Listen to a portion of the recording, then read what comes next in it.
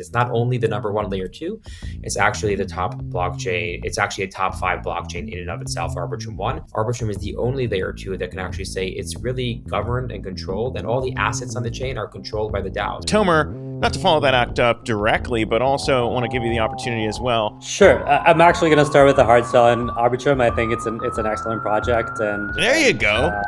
It's a friendly thing. We're seeing a lot.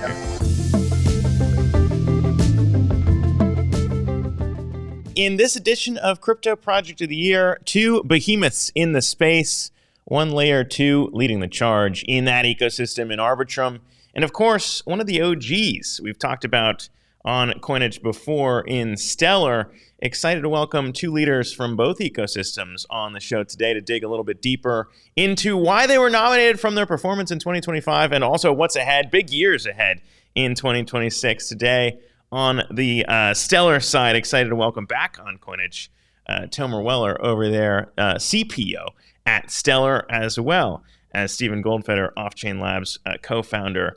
Guys, good to be back with you guys as we kick this off. This is our first one, actually, in Crypto Project of the Year 2026. Tomer, I just saw you down in Argentina, so maybe we'll come to you in a second. Maybe we go to Steven first on this one, and congratulations to you guys both. This is kind of the way that Coinage is built as an on-chain DAO, as a community-owned media outlet, turning to all of crypto Twitter to let us know which projects deserve the shine in 2026. And Steven, for you on the Arbitrum side, big year. We talked about the Robinhood deal, but why don't you just talk to me about what the year was for one of the leading Ethereum layer twos? Yeah, this was a very big year for us. And I think it was the year as an industry where we really saw something that's been hypothesized for a long time, something that we've been looking forward to as an industry for a long time, but really the proof point in institutional adoption finally come on chain. Obviously, it's been a long time coming. Institutions have been in the space for a long time, both on Stellar, of course, and on Arbitrum. A lot of the same players as well, Franklin Templeton, of course, but a lot of as an early fund, but a lot of tokenized funds and assets on chain. But really, I think for the first time this year, what we began to see was institutions not viewing crypto as, hey, we have our main business, and then we have this like fund that represents, a really small percentage of our assets that we're putting on chain. But we see all institutions that were going all in on crypto and understood that the blockchain was not this kind of side quest, but actually the main event. I think Robinhood, as you mentioned, was probably the defining moment for that in Arbitrum's 2025, because Robinhood is not saying, hey, let's build this other app that's crypto and kind of adjacent. They actually said, hey, we're going to take our main app, the Robinhood app that you know and love. We're going to expand it globally. They added at the end of June 30 countries, but the difference was all the new countries that were added to the Robinhood app were actually not being backed by traditional brokerages, but backed by Arbitrum tokenized assets. So when you buy a share of Apple, if you're a Robinhood user in Europe, you're actually getting a tokenized share that lives on the Arbitrum blockchain, but something that looks very much the same as the US app. And for the user perspective, they don't even know that they're using crypto. And that to me is a massive unlock, seeing institutions not, dabble or wet their toes in crypto, but go all in. And I think that's only going to continue growing in 2026. The network obviously is quite strong in DeFi, RWA as well, but we're definitely seeing these two things converge into one word, which is just finance. Yeah, and I think, Tomer, on your side too, as we dig through all these things, you and I were chatting just kind of how long the history of Stellar working with some of these, mostly in the payment space, I suppose, in terms of bringing those institutions on chain. Another big piece of why I think you guys enjoyed some success in terms of 2025 on the stablecoin front. And now I think I was just reading about US Bank also. I mean, there's a lot to dig into, but same question on your side in terms of maybe your biggest achievements there from 25. Sure. I think 2025 really marked this transitional year of like moving from 0 to 1 of proving that there's something here to actually scaling it up. So in 2024, we launched Sorobon, which is our smart contract platform, and we announced that the Stellar protocol is feature complete. We're actually big believers in WebAssembly and Rust, and I think the Arbitrum folks are also, and so really happy to be here with that team. I think that kind of like the three big areas of growth for us were RWAs, we grew by almost 200%. Franklin Templeton, that was already mentioned here. Stellar was the original network that they launched a Veggie token on, and we're still seeing a lot of growth in that area. More than $580 million worth of Benji tokens. We have Wisdom Tree, we have Etherfuse, Red Swan with tokenized real estate. We were seeing PayPal started on Stellar this year with a really significant entry. We saw Ondo that are launched and already growing. So the RWA space has really been huge. Payments, which are the bread and butter of the Stellar network, are also seeing growth. We're seeing more active payment users on the network than ever before. We're seeing, MoneyGram, that is already kind of like this established on and off ramp on the network, have launched a dedicated remittance app in Colombia. So still seeing growth in the payment space. And DeFi, which we're really a new entry into the space because smart contracts are fairly new on the Stellar network, has seen more than a double in TVL this year. So really strong year on all the fronts. And I think that you mentioned US Bank. US Bank is really excited. They're doing some asset issuance testing on the network. But this is just one example of a traditional financial institution that is coming to blockchain because of this, I think, explosion of both a favorable regulatory environment, but also technology that has repeatedly proven itself. And so we're seeing this adoption. We're seeing a lot of really interesting use cases that are building up. We're seeing a lot of interest in privacy, which I'm sure we can talk about because everyone is talking about privacy today in blockchain. And so we've already started a few projects in this space. We have really great collaborators, and I think that 2026 will really be the year that privacy unlocks this glass ceiling that we currently have for traditional finance. Yeah, that's an interesting trend that keeps coming up. If you look at the slate of kind of all the projects that are nominated across the board in Crypto Project of the Year this year, certainly privacy a theme. I think the other piece too, as we were discussing there, is kind of really doubling down on institutions. And Steven, on your side, when we talk about that, you and I were chatting before we got started here on the DeFi front. I think Aave was just kind of recapping everything that's been happening on Arbitrum in terms of progress there. I believe the second largest cross-chain deployment there on Aave. Talk to me about kind of what that looks like in terms of where crypto's been in the past, around DeFi being kind of the main thing everyone talks about, to where things might look if these institutions start to bring, just their funds on chain and what gets done there. I mean, how do you kind of see these worlds colliding more in 26? Yeah, definitely. Like we're seeing a massive convergence of decentralized finance or DeFi and TradFi come on chain. You mentioned Aave. Arbitrum is the number 2 deployment of Aave right after Ethereum mainnet. So other than Ethereum mainnet, Arbitrum is the largest deployment of Aave. And actually, in certain metrics like utilization and actually number of positions, Arbitrum is the number 1 chain for Aave. What that means is it's a very active community, very engaged community. People are actually using the Aave markets and Arbitrum, very, very significantly. That's also true, by the way. It's not just Aave. That's really a general theme. It's also true for Uniswap, where Arbitrum is the number 1 deployment of Uniswap outside of Ethereum mainnet. And it really points to this convergence on Arbitrum DeFi, as I like to say, Arbitrum is the Ethereum of layer 2s, if you will. It's this credibly neutral environment that's highly liquid, and everyone feels they'll get a fair chance and really can flourish.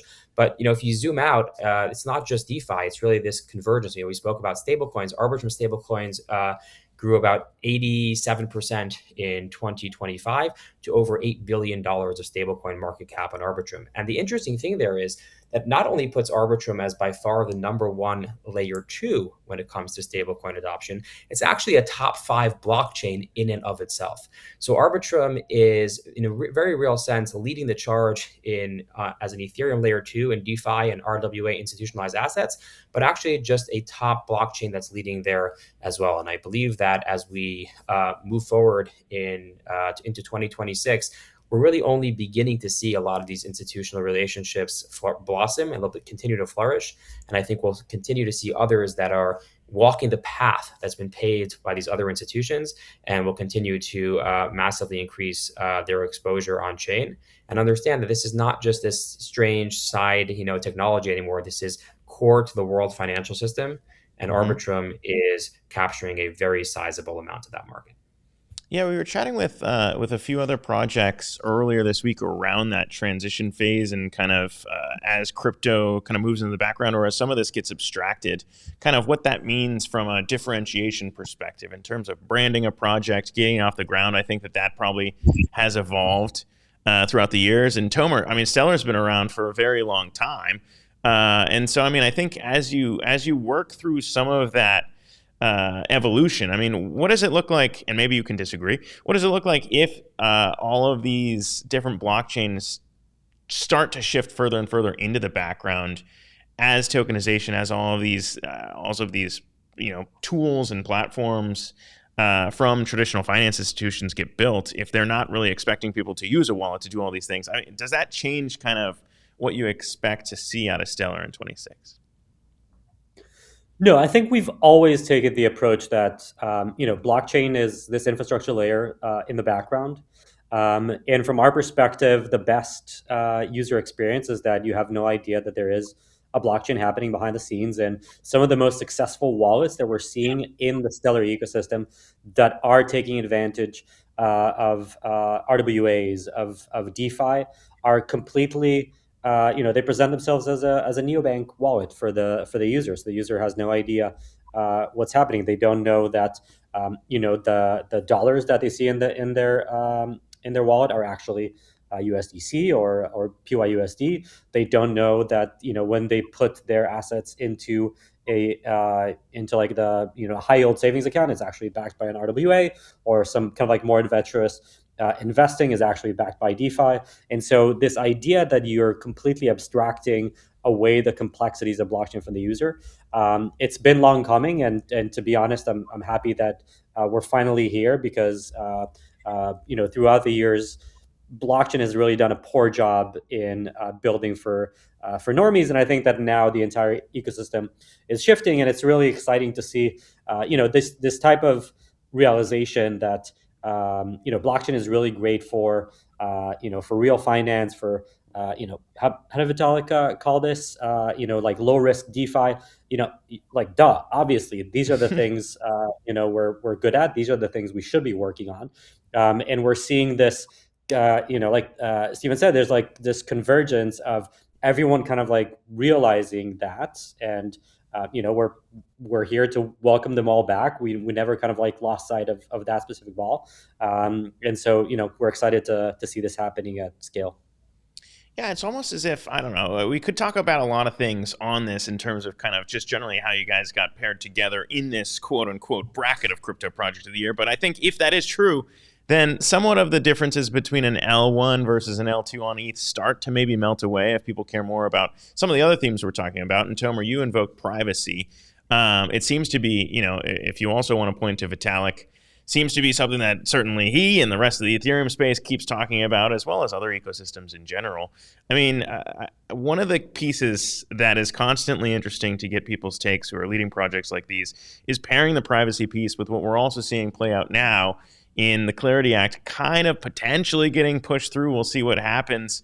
But it's a big theme in terms of compliance and also delivering on what people came to crypto for, I suppose. So open question to you both. Tomer, maybe we start with you just on that front in terms of, as we get into this next regulatory chapter, what that starts to unlock with the trade-offs of also delivering on privacy. How do you kind of see those two stories coming to a head? Sure. So I think the main thing that we need to understand about privacy is that it's not a one size fits all. I think that everyone is kind of looking for this like silver bullet in terms of privacy, but the reality is that based on different use cases, based on different stakeholders, privacy is actually different from player to player and from use case to use case. And so I think that we know what what absolute transparency looks like. That's what we have in blockchains today, like Arbitrum, Stellar, and others. We know what what complete privacy looks like, in the world of Zcash, for example, or something like Tornado Cash. And now it's our responsibility to explore all the space in between, and there's a lot of space to explore. And so I think this realization that it's not one size fits all, it's really important, and we're working on different fronts in that space, working with different players like Boundless. We're working with the Confidential Token Association, which we're part of, Open Zeppelin that are with us in that organization, Nethermind. So we're working on different privacy preserving solution with different administrative controls for different compliance requirements. We're not enshrining any specific functionality in the protocol because it's really important for us to to build a space in which you can explore. And so what we're building at Stellar on the protocol layer is really the building blocks, and we're currently in the midst of releasing X-Ray, which is our latest protocol version, which really focuses on cryptographic building blocks to help people build privacy solutions, mainly using zero-knowledge cryptography, but also other technologies. And on the partnerships front, we're really working on identifying the right kind of like operators, compliance providers, and partners to go to market with. We're really excited about this. We think that we're going to end 2026 in a very different place than where we started in terms of privacy. Yeah, and Steven, to you too. I mean, I feel like as all these things blend, the permissionlessness of DeFi, kind of what made it exciting for a lot of people. And I guess it's kind of a weird question to ask too, if you're not running a project specifically, but kind of the chain empowering, what different projects want to use Arbitrum for. I mean, when you look at privacy, how do you kind of see that also changing as we move through the year? So I think Tomer kind of hit the nail on the head there, which is the notion of privacy has actually changed very much from when I've been in the space for almost 13 years now. And initially, what we talked about privacy and blockchains, we were talking about private blockchains, which was basically chains that had no privacy at all. They were just run by a set of people that didn't publish any information, right? And then a couple of years later, we were introduced to Zcash, which was this idea of total privacy. And there actually is a graveyard of privacy protocols in between Zcash and today that just never found product market fit. I don't think it's a coincidence that we're seeing privacy come to the forefront today. It actually pairs quite well with institutional adoption and regulation, because the idea is you're actually now going mainstream. You are bringing regular users on chain, and regular users have this expectation of a certain notion of privacy. But when I use my banking app, I know that my bank knows everything about me. They know where I live. They know how much money I have. They literally know everything about me.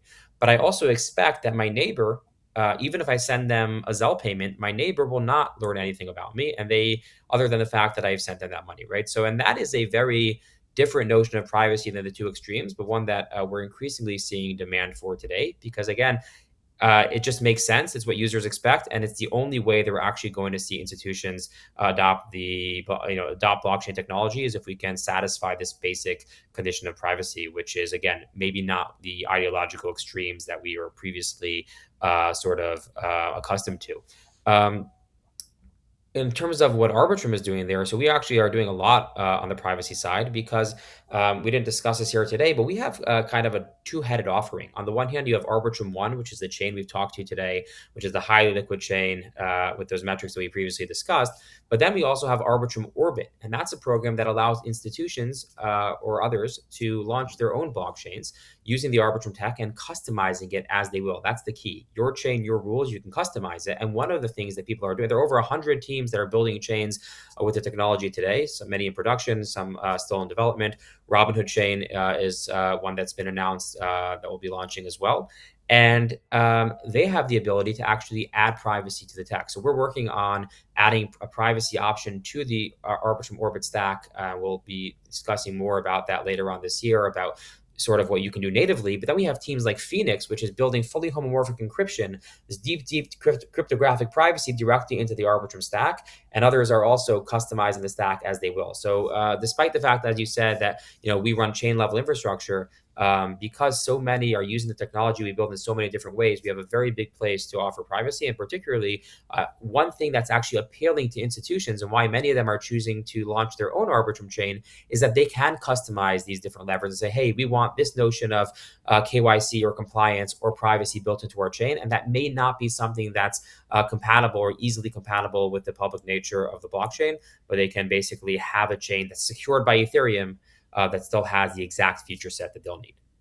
Yeah, and I think, obviously those needs have changed over time as well. And I think it is kind of interesting to get both your guys' takes on all that, because it is exciting to kind of meet people where they are as this all continues to grow. And Tomer, since we were just kind of recapping everything down in Argentina for, what was that, Dev Connect, I'd be curious too. I mean, what has you most excited about what's to come in 26? Because you guys also hosted your big conference down in Latin America as well, in Brazil. Correct me if I'm wrong on that one. I'm pretty sure it's Brazil.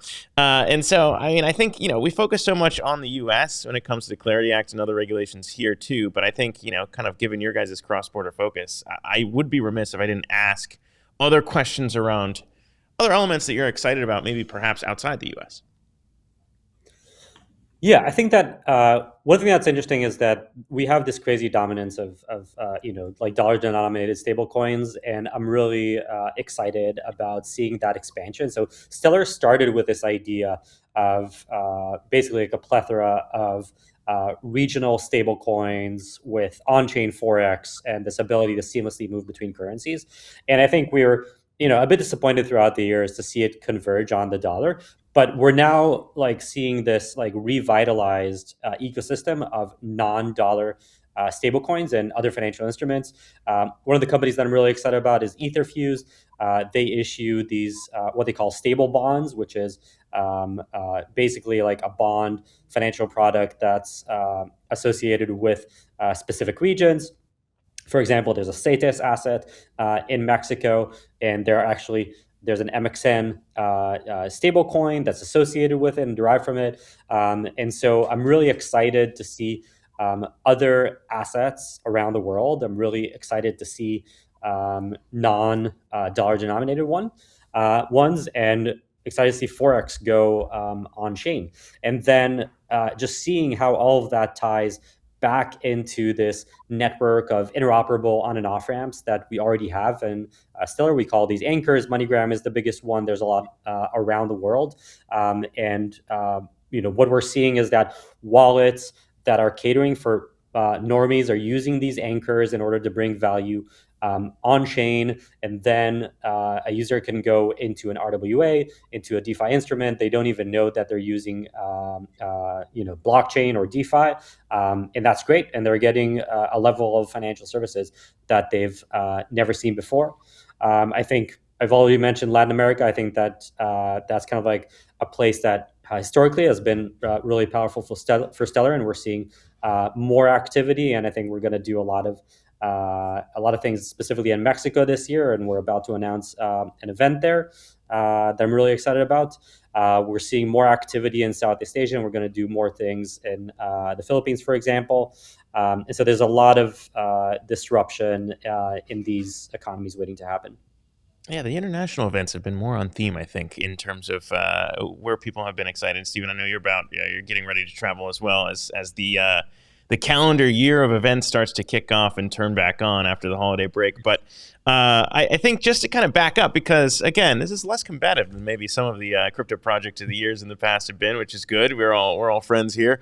But if it was by compare and contrast mode, right, as you look at the slate, at the field, and it doesn't need to just be between Stellar and Arbitrum here, but I think in terms of kind of comparing and contrasting, if I asked you both, and maybe Steven, we can start with you, in terms of what has you most confident in terms of stacking up against maybe for you other layer twos. I know Base has certainly made a huge push here in terms of kind of what they're trying to do, what Jesse Pollock and co have been talking about on that side. But specifically, I guess, if you give our audience the hard sell, because they're going to have to vote on some of these projects here, the hard sell on your confidence around Arbitrum in 26. Yeah, I mean, the first place to start there is just the core metrics. You mentioned some of those today, but others, like just transaction volume. We reached over 2.1 billion transactions in 2025. We hit the 2 billion mark in 2025. And whereas it took us 3 years to get to the first billion transactions, it took only a year or a little less than a year to get to the second billion transactions. So the usage of the chain is absolutely exploding when it comes to just core TVL on the chain. Arbitrum currently is a top layer 2 by about $5 billion. So a very, very healthy margin that Arbitrum is just continuing to lead and grow its market share. In RWA, it's a mix of, again, metrics. We have over $1.1 billion in tokenized assets on chain. We've seen a very, very significant increase in that this year, but also the names that we're building with. Obviously, Robinhood's come up, but it's really many of the top financial institutions of the world. Franklin Templeton, we mentioned, BlackRock, Wisdom Tree, who I just saw on the sponsor reel over there, Spyco, all these teams and many, many more, which I can't list today, have chosen Arbitrum to launch RWA products, and we actually had an 18x increase from just in market cap of RWAs in 2024 to 2025. So I think it's a few things. Number one is the core metric. Arbitrum is leading. And as I mentioned, it's not only the number one layer two, it's actually the top blockchain. It's actually a top 5 blockchain in and of itself, Arbitrum 1. And at the same time, we have the Arbitrum stack in Arbitrum Orbit that's giving these institutions that want it the ability to further customize their own environment, all of that built on Ethereum, secured by Ethereum. So number one is just the core metrics. Arbitrum is leading. But if you take a step back and say, why is that? I think a lot of that has to do with the ethos of the chain. Arbitrum has a credibly neutral environment where we at Offchain Labs and really generally in the ecosystem, we intentionally don't compete in the application layer. We try to create a very, very fair environment for everyone else to succeed. That's not saying everyone will win, but it's an open, fair marketplace where anyone can, fair platform where anyone can launch and everyone has a fair shot. I think that's very much in the nature and the ethos of what we build and what we do. And I think that's incredibly important. And as you think about, just zoom out to the Arbitrum DAO, Arbitrum is the only layer 2 that can actually say it's really governed and controlled, and all the assets on the chain are controlled by the DAO. So whereas some of our competitors, or all of them, the fee revenue, Arbitrum had a record fee revenue month in October at $4.5 million just in October. Where does that go? That doesn't go to myself. It doesn't go to Offchain Labs. It doesn't go to the Arbitrum Foundation. It goes to the DAO public wallet. So it's unprecedented, the amount of control that the actual token holders have, both over the technology and over the assets of this chain. And when I think about, where the fundamentals of the chain, we've had record revenue this year, record adoption, there's strong fundamentals. It's all flowing back into this token holder controlled wallet. That to me is a recipe for success. And we're building something that's much, much larger than any person, much larger than any team. And as the names that we're building with prove, really a place that everyone can feel comfortable building. And we've seen in record numbers some of the largest institutions of the world, together with some of the most degen DeFi products out there, together choosing this one platform, Arbitrum, to build their products. Yeah, it's an impressive mix. And also it's, one of those things that I might need to start correcting myself more and more on, in terms of not just kind of, framing you guys as an Ethereum layer 2, but just generally kind of everything that you've thrown out there as we evolve into this new world of maybe some of this getting abstracted away. Tomer, not to follow that act up directly, but also want to give you the opportunity as well, before we maybe wrap up with just kind of big, bold claims. Every time we have people on here, I always like asking kind of what you guys foresee for 26. Last year, obviously, a lot of people called the boom in stablecoins, but Steven, we'll come back to you in a second for your big, bold claim on the year, crypto writ large. But Tomer, without further ado, just a hard sell on Stellar. Sure, I'm actually going to start with the hard sell on Arbitrum. I think it's an excellent project, and you go. It's a friendly thing we do around here.